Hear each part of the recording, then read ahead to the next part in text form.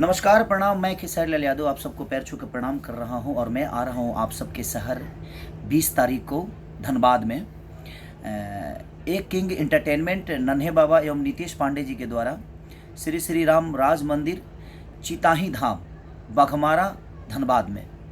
तो बघमारा के माननीय विधायक एवं मेरे बड़े भाई और श्री विष्णु महायज्ञ के मुख्य जजमान श्री ढुलू महतो जी एवं उनकी पत्नी श्रीमती सावित्री देवी जी को धन्यवाद देता हूं कि उन्होंने मुझे इस महायज्ञ में आने का और भाग लेने का अवसर प्राप्त किया और अवसर दिया। तो दिल से प्रणाम आप सबको।